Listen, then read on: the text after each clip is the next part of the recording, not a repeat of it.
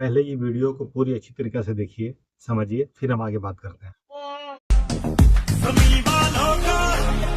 समझ नहीं आनी, समझ नहीं आनी, मेरी हीर आसमानी, मेरी हीर आसमानी। जिस क्रैश में नमन सैयल सर कॉकपिट से इजेक्ट होकर भी बच सकते थे, पर सवाल ये है कि ऐसा क्यों नहीं हुआ। फाइटर्स जेट में इजेक्शन सीट होती है, एक पुल और पायलट की जान बच सकती है, लेकिन नमन सर के केस में बात इतनी सिंपल नहीं थी। जिस वक्त तेजस ने कंट्रोल लूज किया, एल्टीट्यूड इतना लो था कि इजेक्ट करने पर पैराशूट पूरी तरीके से ओपन भी नहीं होता, और हाफ ओपन होने का मतलब है ऑलमोस्ट नो सर्वाइवल।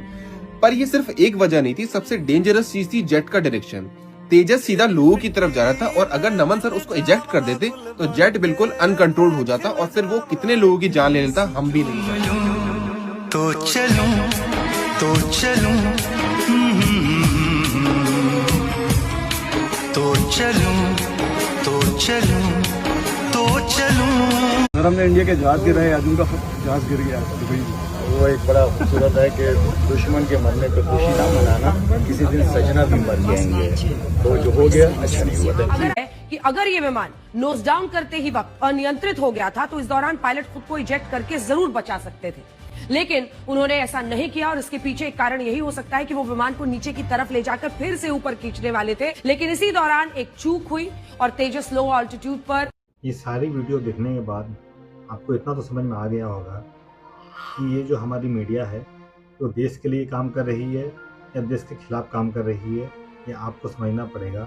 इनका बोलना है कि जी फोर्स की वजह से पायलट को चक्कर आ गया, तो इन्हें पहले ये समझना पड़ेगा कि जो पायलट बनते हैं इन्हें इन सब तरह की ट्रेनिंग से गुजरना पड़ता है, वो उतना मेंटली स्टेबल होते हैं।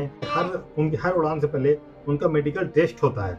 क्या आपको पता है? अब पायलट का वीडियो देखिएगा जो जाने से पहले का है, वो कितना खुश है और कितना फिट है। तो उनकी हर उड़ान से पहले उन्हें मेडिकल टेस्ट से गुजरना पड़ता है।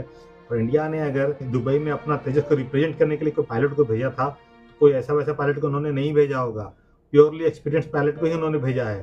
तो इसलिए पायलट को दोष देना बहुत ही गलत बात है, क्योंकि मशीनरी चीज़ें हो जाती हैं कभी कभी, लेकिन आप सीधे सीधे इंक्वायरी टीम बैठी है, अभी कुछ हुआ ही नहीं है, आपने तो दोस्त किसी के सर पे मढ़ ही दिया। आपने तो आप किसको बचा रहे हैं, आप किसके लिए काम कर रहे हैं? तो पहले चीज़ों को समझिए, तहकीकात करिए, उसके बाद आगे बात करिए। ये बोल रही है कि पायलट करतब दिखाने वाला सा प्लेन उड़ नहीं पाया। इनके एक्सपर्ट ये तो बता रहे हैं, लेकिन इनके एक्सपर्ट ये नहीं बता पा रहे हैं कि कुछ दिन पहले उसी प्लेन से तेल रिस रहा था। ये इनके एक्सपर्ट बता नहीं पाए। तो सोचिए, देश के जो दुश्मन है, जो हमने वीडियो में आपको दिखाया, देश के दुश्मन को भी एहसास है कि नुकसान क्या हुआ है, इस मामले पर कैसी प्रतिक्रिया रखनी चाहिए। दुबई के एयर शो में रसिया अपना ट्रिब्यूट दे रहा है पायलट के लिए, लेकिन हमारे देश की मीडिया क्या कर रही है? जहां उनको श्रद्धांजलि देना चाहिए था, जहां उनको उनके परिवार के बारे में दिखाना चाहिए था, वो कहीं ना कहीं पायलट की ही गलती दे रहे हैं, पायलट को ही दोष दे रहे हैं। तो वो किसको बचाना चाह रहे हैं? किसी ने सही कहा है, दुश्मन देश के बाहर नहीं, देश के अंदर ही मौजूद है। ये बात आज मैं यकीन के साथ कह सकता हूँ। तो खैर, बहुत दुख के साथ इस मीडिया को हमें झेलना पड़ रहा है, और सबसे बड़ी बात तो ये है कि इन पे किसी ने कोई लगाम लगाने की कोशिश भी नहीं की, ना कोई इन्हें बोलने वाला है। ये वही मीडिया है जिन्होंने कुछ दिन पहले धर्मेंद्र को मरा हुआ साबित कर दिया था। तो खैर, क्या कर सकते हैं। तब तक के लिए हमें इजाज़त दीजिए। अपने छोटों को प्यार, बड़ों को सम्मान देते रहिएगा, इस तरह की गंदी चीज़ों से बच के रहिएगा।